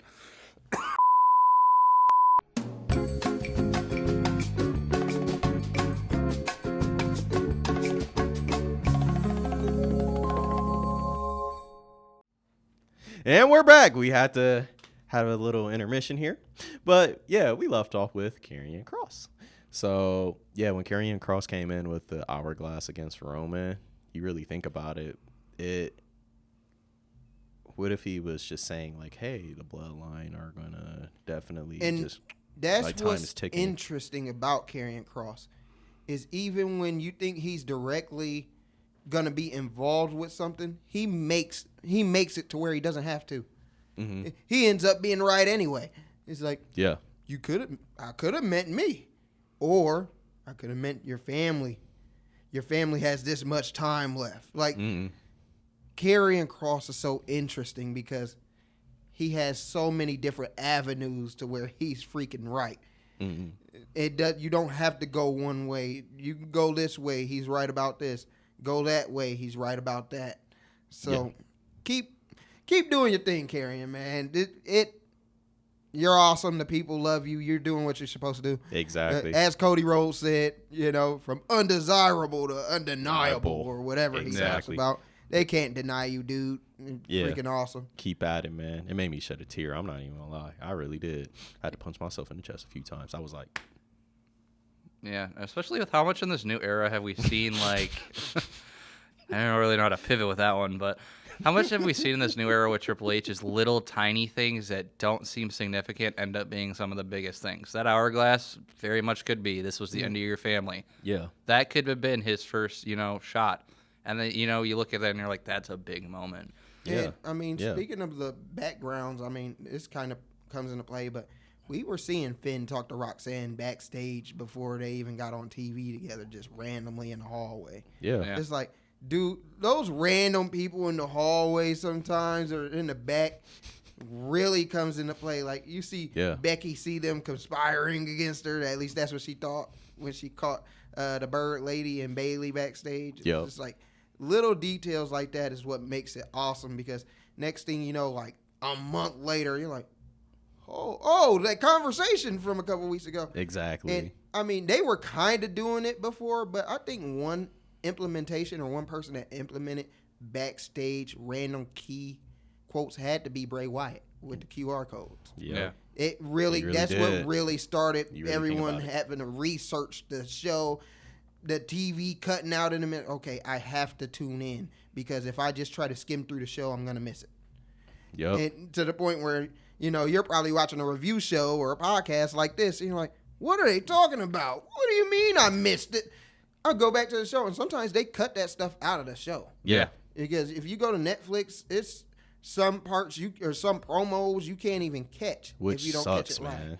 It sucks, but that also drags you to, I got to watch every second or I'm going to miss something. Yeah. Yeah. So they do it on purpose, but carry on. I was just thinking about the backstage No, you're good. aspect of it. Yeah. Speaking of Bray, too, I know this. It's not a little bit off subject, but he was a genius, man. Yeah. That man was a creative genius. Nobody could have pulled Bray Wyatt off better than Wyndham Rotunda. Yeah. That is a character. It's like Gold Dust with Dustin Rhodes. It is like the boogeyman with, his name's Martin. I don't know his last name. There's certain characters that only one person, I think, could, like, Mark Calloway is the only Undertaker. You can never get a replacement Undertaker ever again. And with Bray, I don't think there will ever be another Bray. And I think Bray alone has launched the careers of Rowan, Harper, Strowman, you know, Bo Dallas. I mean, I love Bo Dallas down in NXT. Mm-hmm. Just, you know, whenever he'd run around the ring after winning a match, I think there's one where he like hits Hornswoggle on the hip or with his hip, and Hornswoggle does while he's running around the ring. Yeah, it was great. But let's be honest, Bo Dallas's biggest contribution has been the Wyatt Six. Yeah, man. Speaking of Bo Dallas, when I first saw him, I know he was in NXT, but you got a Bo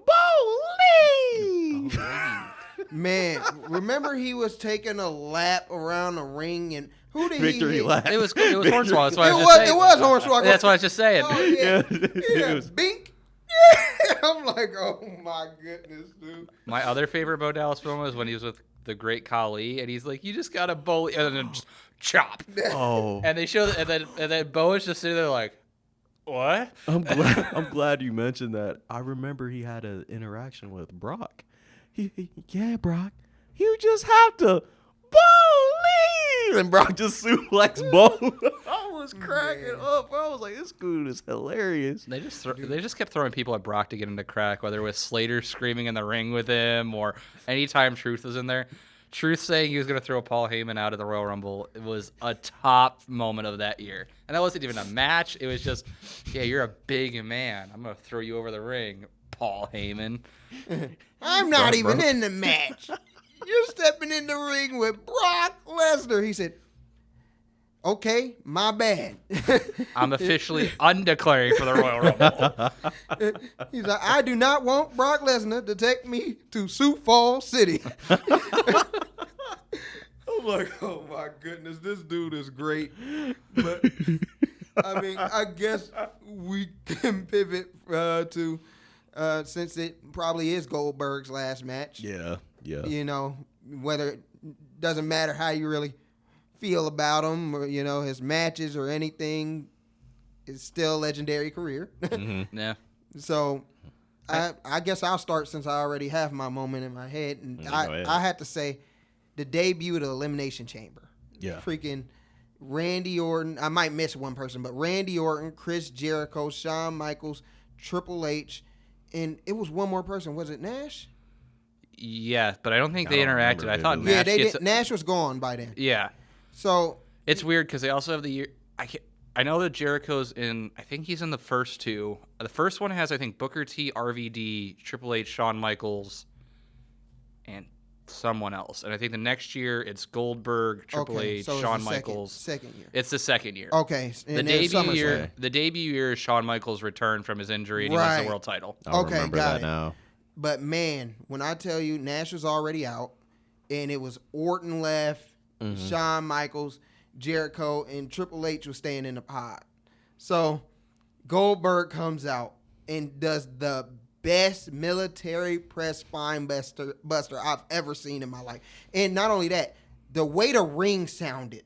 Oh yeah. Yeah, especially because it's the early, the early elimination chamber. So I don't know if they really had things feeling too good in that chamber. But dude, he flattened Randy Orton to where you just hear the crowd go, "Oh my God, he's dead!" and then after that, he just freaking picks up, Orton rolls to the side. He freaking obliterates freaking Shawn and Chris Jericho, and Shawn knows how to sell. So just one punch. Shawn Michaels turns into a couple of corkscrews, and I'm like, Jesus Christ! Like Shawn made him look like a $1 trillion, let alone $1 million. Yeah. So then Orton's just dizzy, and you just see Goldberg in the corner. I'm like, oh my God, Randy Orton is about to die. Spear. Orton's flattened. 1, 2, 3. Then I believe he ends up freaking beating up Shawn Michaels some more. Yeah. Jericho's dazed on the outside. He walks through the ropes, sets up Jericho. They're like, please, Jericho, don't turn around. Spears him through the freaking glass.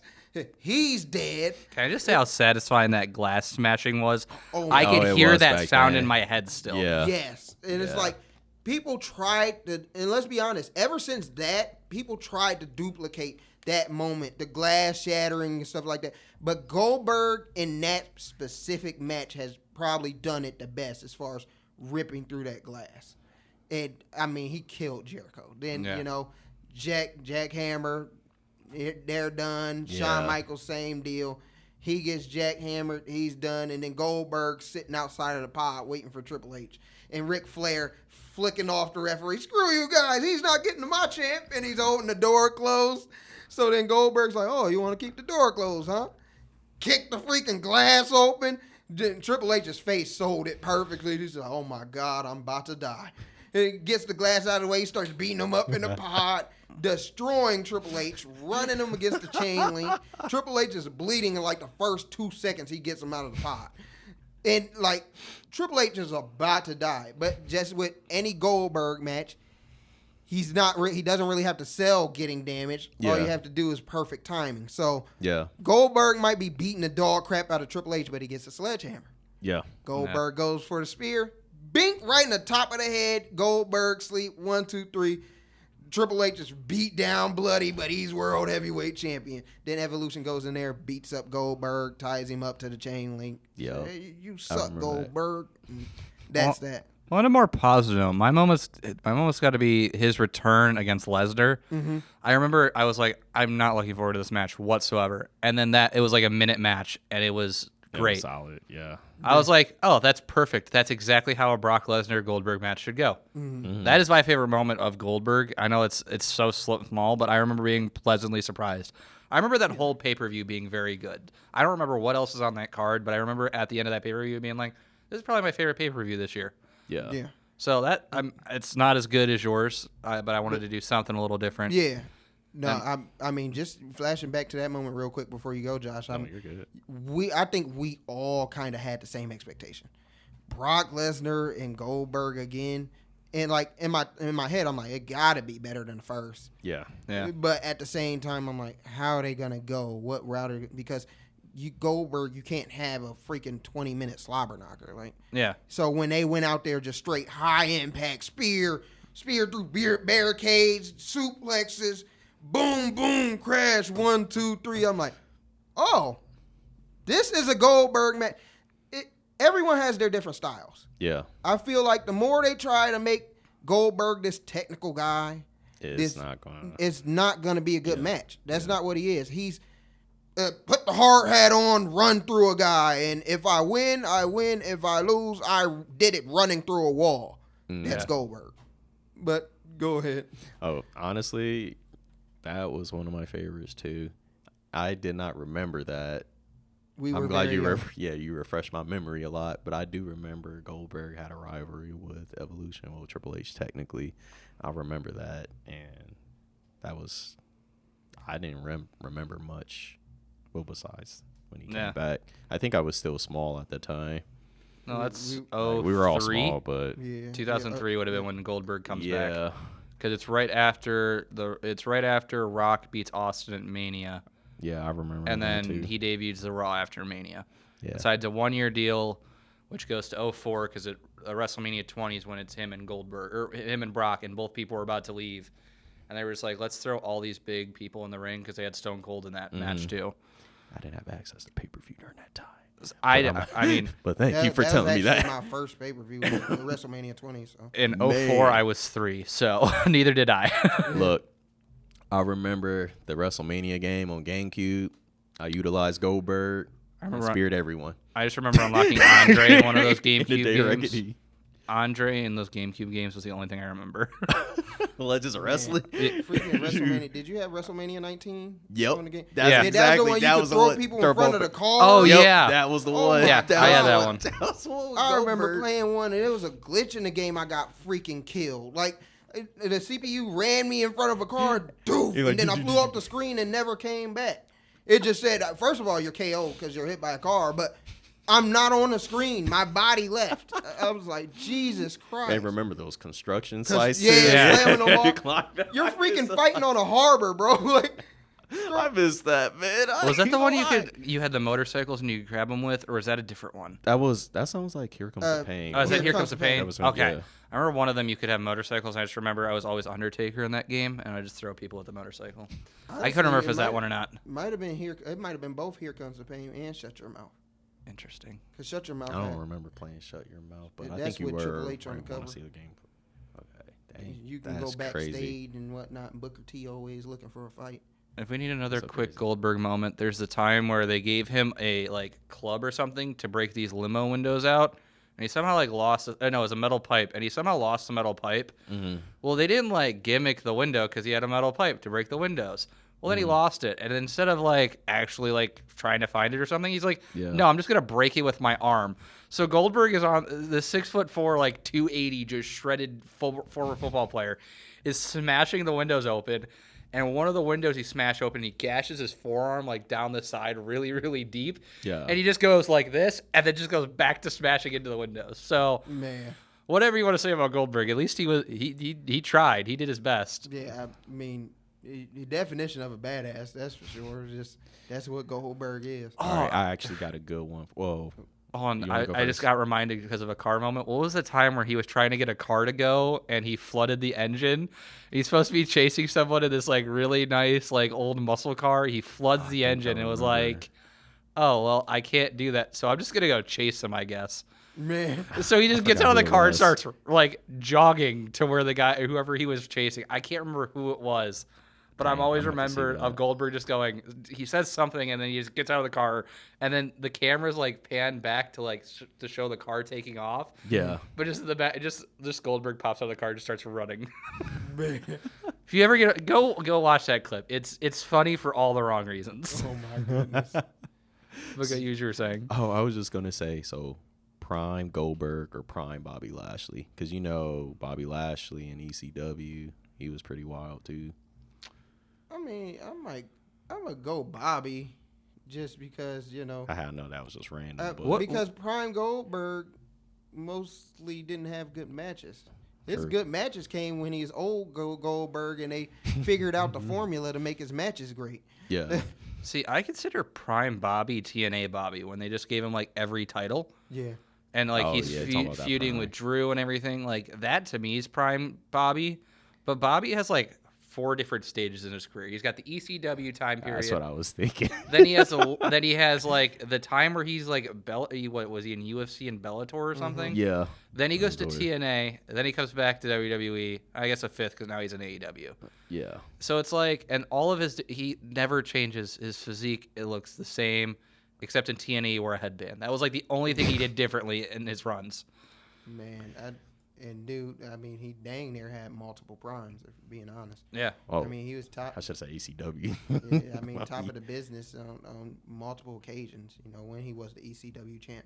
And that was when ECW champion wasn't viewed as neck and neck with the WWE or World Heavyweight Champions. And but then once you seen the ECW champion, that guy's the ECW champion.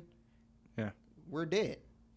It's just that's how Bobby Lashley, he really did elevate that title in a way, because that dude was a freaking tank. Yeah. And then next thing you know, TNA, obviously, he gets all the titles there. He's top of the business. Oh, then he comes back to the WWE. He can't keep him down for long, and then he eventually gets back up there again.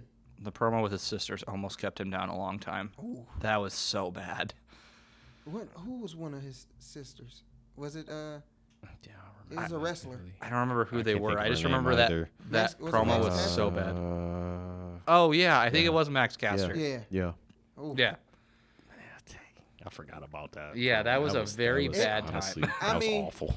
Just think about all those little like weird, funny promos from back in the day, or they were supposed to be funny, and all the wrestlers we didn't even know we seen before then. Yeah. Obviously, the infamous Stan, who was just Oh yeah, it was Ty Dillinger, Ty Dillinger, Shawn Spears, Shawn Spears, yeah.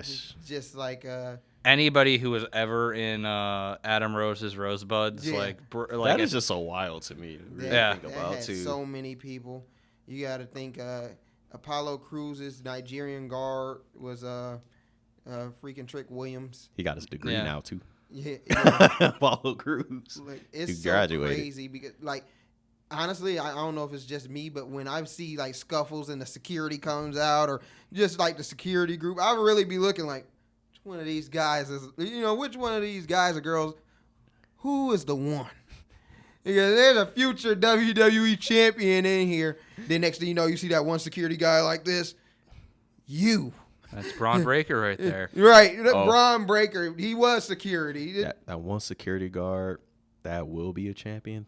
The one that sold, I believe he was the one that sold Cody Rhodes' Oh Crossroads.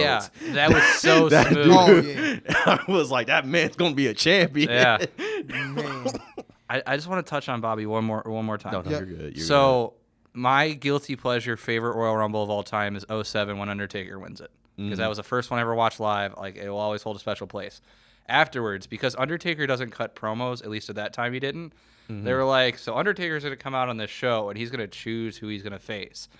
And in the ring, you have Cena as the WWE champion, Batista as the world Bobby champion, Lashley. Bobby as the ECW Yeah. champion. I know ECW is supposed to be more like that indie backyard, like crazy stuff. For Yeah. that moment, you had 3 top guys and the And that Undertaker. was beautiful. That proved he belonged. And then he lost the title to Do-Rag Vince, and that ruined a lot of things. Do-Rag Vince was a menace, though. Do-Rag Vince was a lot of things. What's up, Holmes? Yeah. But Bobby jumping through the steel cage onto Umaga. Oh my god, well, that was insane. that was crazy. Yeah. That was an ECW moment. That man was a tank, dude. Yeah. Oh my goodness. Them revitalizing ECW was really like a great time too, because it's like It was in like the first couple years, and then they turned it into like crappy SmackDown. yeah, Because it was like, no offense to Ezekiel Jackson, that's not ECW. Here, what you call Jack Swagger, not ECW. Christian could be ECW. Wade Barrett or William Regal could be Heck, ECW. CM Punk was technically introduced in WWE through ECW. Yeah, there's a lot of people. Sheamus was, Kofi was. There's a lot of people that were, but I'm talking about the champions. Ezekiel Jackson is the last ECW champion. He's trying He to took make it a from comeback Christian. too. Yeah, what's his? Is it just Big Zeke on the Indies or something like I that? believe so. yeah. Ezekiel- Big Rick. Big Rick, that's Yep. what it is. I always liked him and Brian Kendrick. I thought they were great together. Brian Kendrick, Paula did. I mean- Oh, and speaking of which, Matt Hardy was also the ECW champion as well. But too, he for a makes bit. sense to be. Yeah. But then you have guys like Kane, Mark Henry, The Big Show. Those 3 are not ECW people. At least Chavo Guerrero is like a former. Like they had Eddie in the original ECW. Yeah. I'm not saying when you bring like if they brought WCW back, I'm not saying you need to have Sting as your world champion and all this stuff. Right. But if you're gonna bring back ECW, which is known for the land of the extreme, the craziest place ever, do not have the Mummy or the zombie or whatever.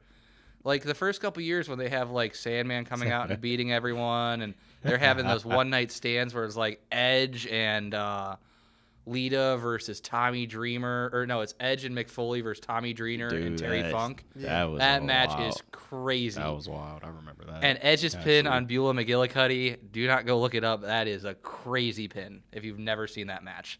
That match was. I'll show you guys later if you've never seen that match. But that match is it was crazy. wild, dude.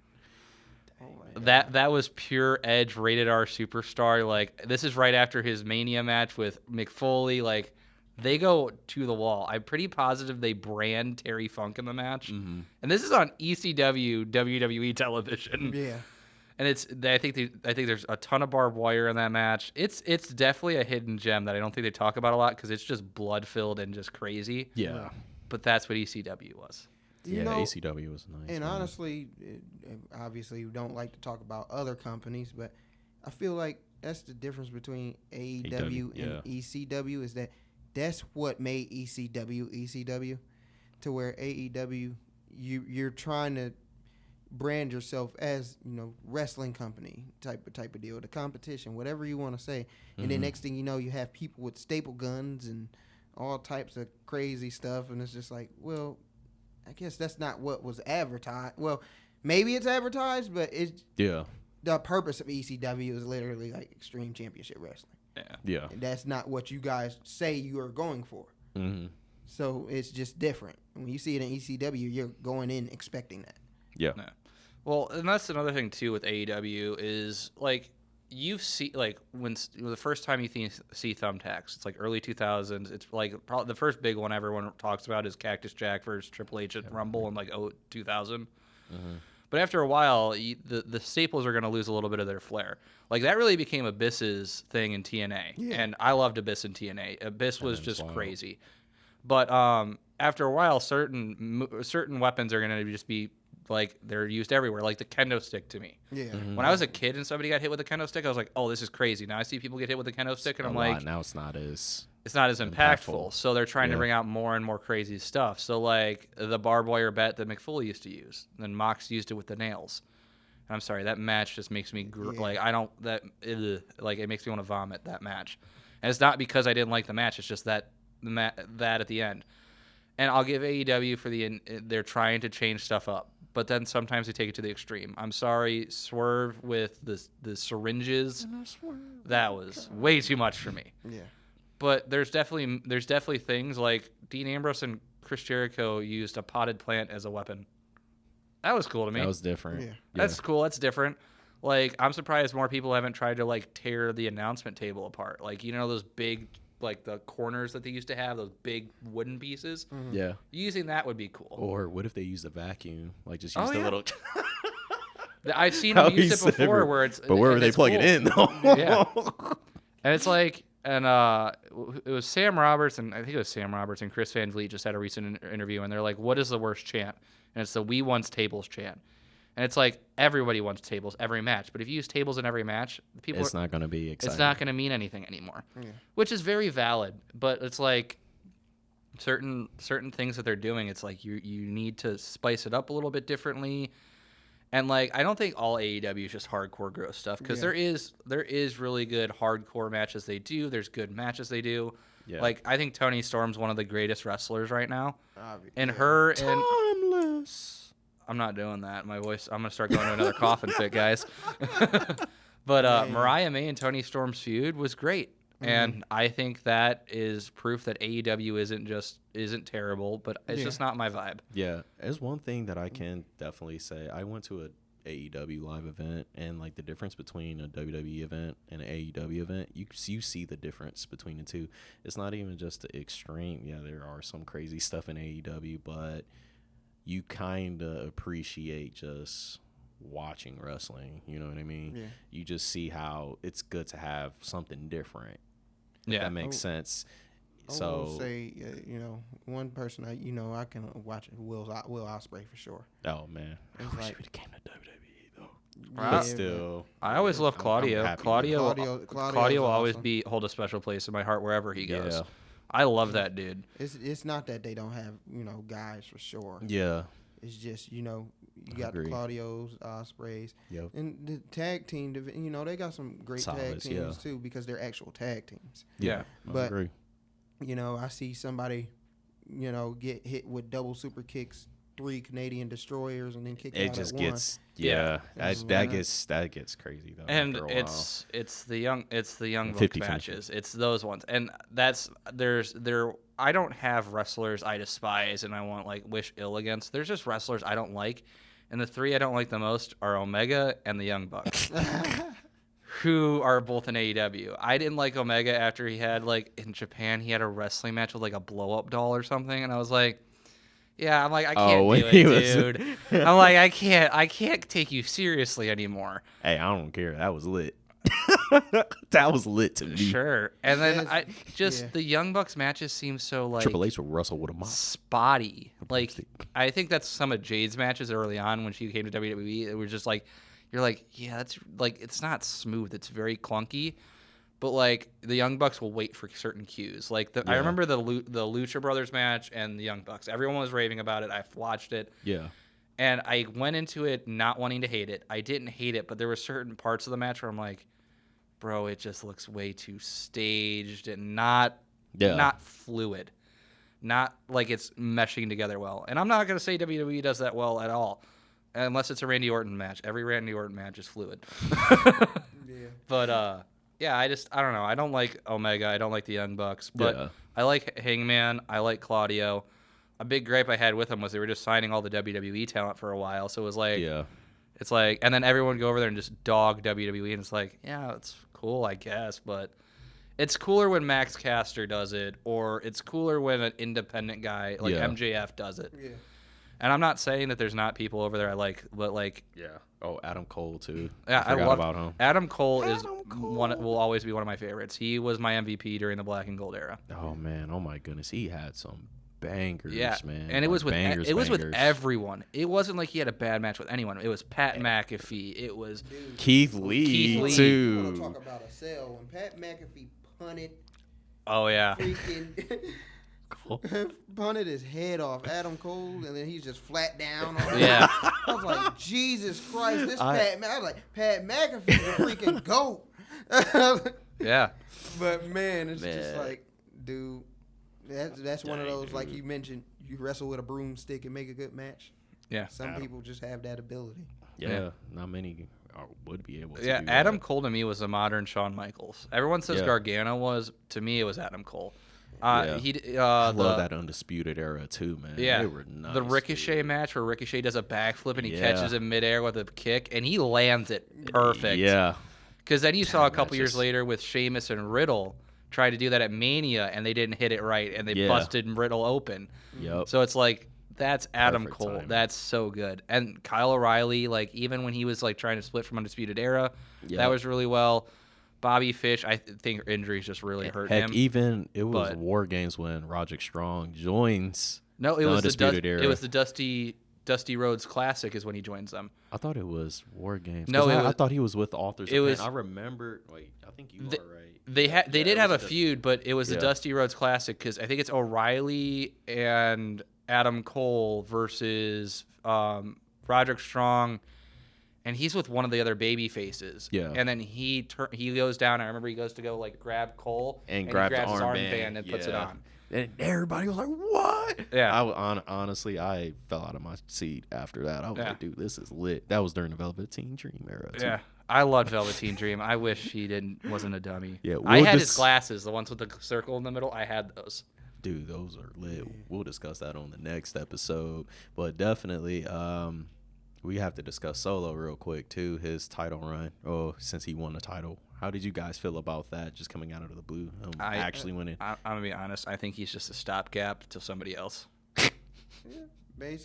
Basically. I remember we talked about on the last pod though. We said if Fatu was gonna lose that U.S. title, it was gonna be because of some BS or whatever. And who can perform BS more than Solo and his unlimited family of Samoans?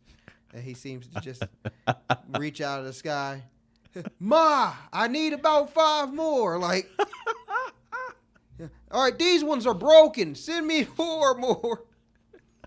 It's like, dude, they got an unlimited supply. Yeah. I'd be happy. Like, I really think he's just going to be a stopgap, but I'd be really happy if he loses to, like, Andrade or to go back Carmelo, like, in a fatal 4-way or something. And they used to go against each other, too, Carmelo and Solo, back in the... It's just they're both, as you mentioned. They're just both bad characters, bad guys right now. So I don't see their one-on-one match. But Solo deserves it. It's probably to keep Rikishi happy, so one of his kids has a title.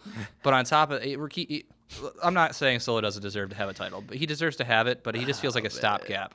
Like I don't see that dude holding it till Mania. I don't see him really holding it to. I could see a world where it's Andrade and Solo, and they come out and screw Jacob or Solo up. set up some kind of feud. Yeah. And then Andrade is the U.S. champion, and Andrade could feud with, there's so many different people in the mid card on SmackDown. Eventually, they're going to incorporate Alistair into there as well too. Yeah.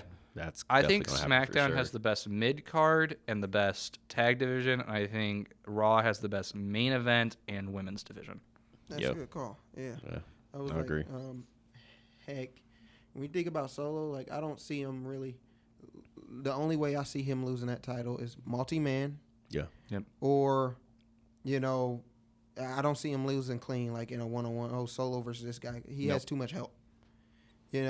This guy comes through, he's knocked out. This guy comes through, he's knocked out. Oh, the third guy is like, dude, he has an unlimited wave of support that's not going to allow him to lose that title unless you have even amount of support. Yeah, he's going to have it for some time, I think. I think give him about 6 months, 5 to 6 months. So, at that, almost a year. Then what do you do with that group as far as the tag division? Because sooner or later, they're going to have to be in the tag division. You're a faction. Well, what are you guys doing other than being glorified security guards, bro? Yeah. Yeah. So you would think they would get put in the tag division. That's already the best tag division because they're on SmackDown, which is still frustrating because it's like, dude, Raw just needs people, bro. I don't care if you got to make a trade. Yeah, I'm just something, bro. I'm just wondering if they're gonna actually do that WWE draft because honestly, I think Raw we can see some. We need some fresh stuff. And for Raw. I hate the way they do the draft now though, because they make it like the NFL, split. And it's like, bro, it's predetermined. Yeah. Like we all know this, so it's like, of course, of course, you ain't gonna expect this. Bianca Belair. We knew she was gonna be like, there. Bro, come on now. Now the way they used to do it, even if it's the wrestlers didn't even knew they were gonna go to a certain show. A, if they didn't know, and B, even if it was predetermined, we didn't know that because they used to have the freaking rando thing go on the screen. Oh, the shuffle thing? Yes, it used to be so. I never remember when freaking Triple H got drafted to SmackDown. We was like, we didn't expect that. Oh my God! And then Triple H back on Raw. I can't tell you how much that upset me. I watched that live. I was so mad. I was the biggest SmackDown stan growing up. I loved Undertaker and Edge. I cried that night. That just reminded me. Remember when John Cena got drafted to SmackDown, and then by the end of the night, back to Raw. Yeah. And that is another thing too that was kind of weird. Or maybe my memory's hazy. But when Batista and John Cena both got swapped on the brands, did they even do a draft? No, they were doing something weird with it where they were announcing stuff because they drafted Cena to Raw and Batista was already on Raw. And then JBL beats somebody and he's supposed to be the new SmackDown World Champion. Yeah. And Teddy Long comes out and is like, I'm sorry, playa. I got something wrong. I got something else, dog.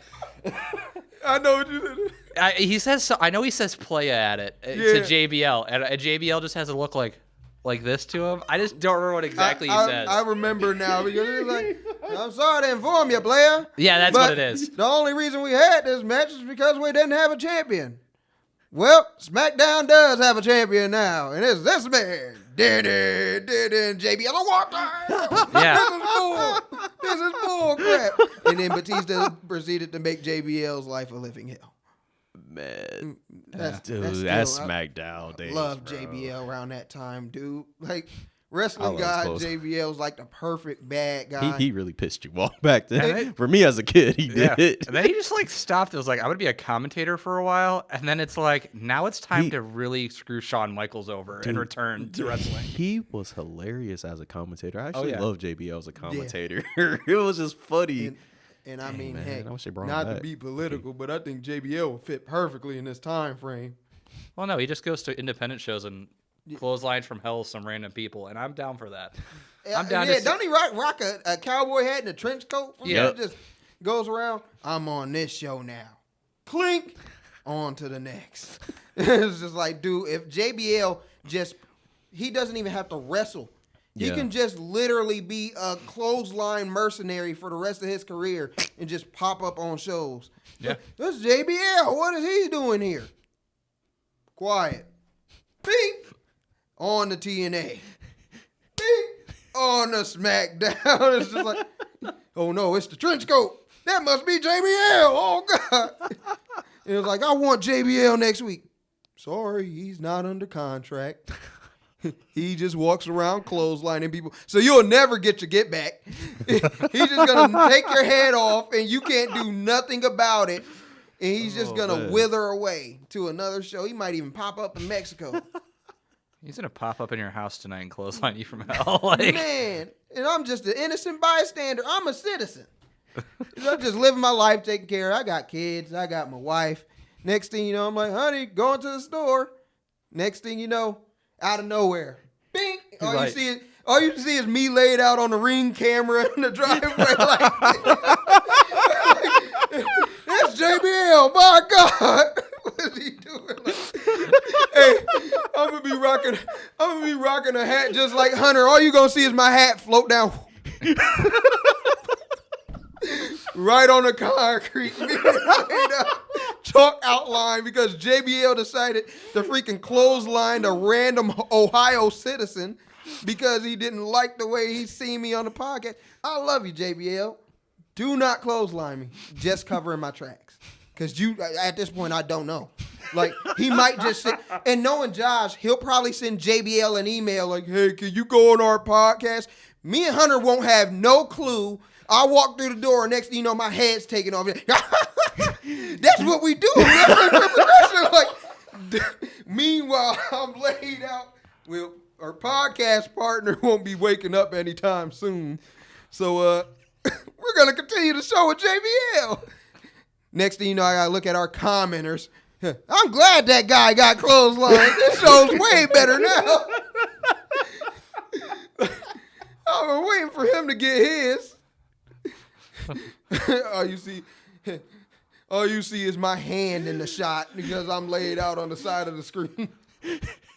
Or matter of fact, you'll probably just drag me off the screen. We got a show to do. I'm sorry about that. Carry on. JBL's awesome. Well, that actually concludes an episode of Wrestling with Progression.